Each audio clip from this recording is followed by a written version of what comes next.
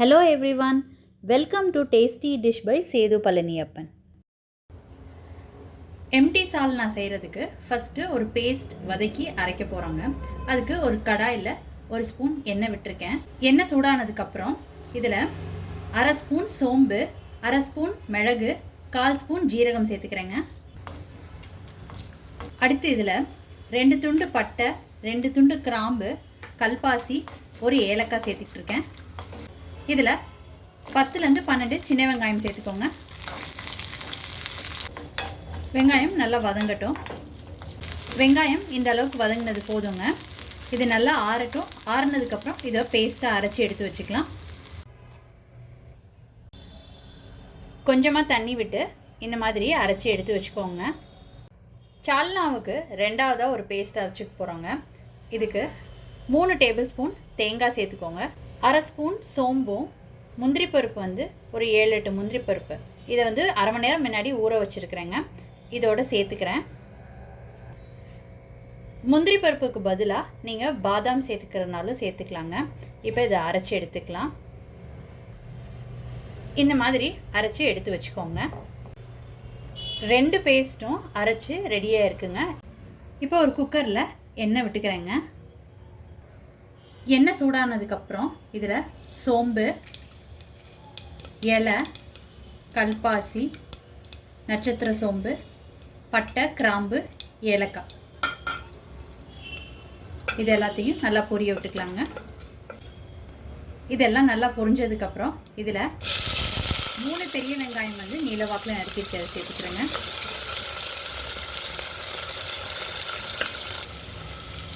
ஒரு கொத்து கருவேப்பிலை. வெங்காயம் நல்லா வதங்கட்டும்.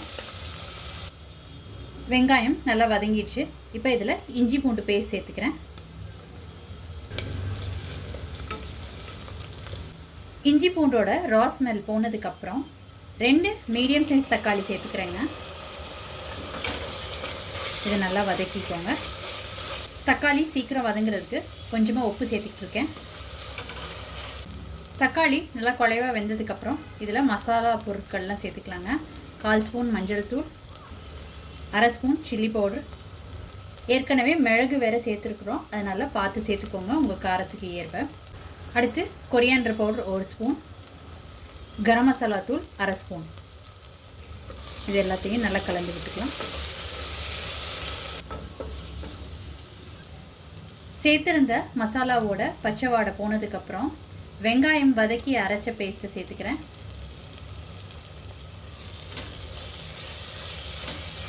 இதில் 1 கைப்பிடி புதினா, 1 கைப்பிடி கொத்தமல்லி, இது நல்லா கலந்து விட்டுக்கோங்க. இந்த டிஷ்ஷுக்கு தேவையான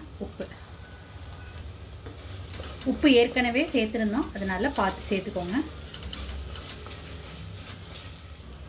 இப்போ தண்ணி சேர்த்துக்கிறேங்க.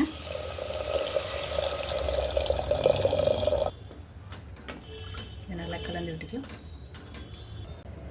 சேர்த்துருந்த தண்ணி கொதிக்க ஆரம்பிச்சிருச்சுங்க. இப்போ குக்கரை மூடி 2 விசிலுக்கு வேக விட்டு எடுத்துக்கலாம்.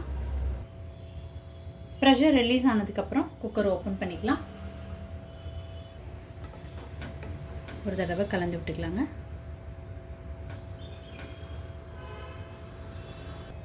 இப்போ இதில் தேங்காய், முந்திரி பருப்பு, சோம்பு அரைச்ச பேஸ்ட்டு சேர்த்துக்கிறேன்.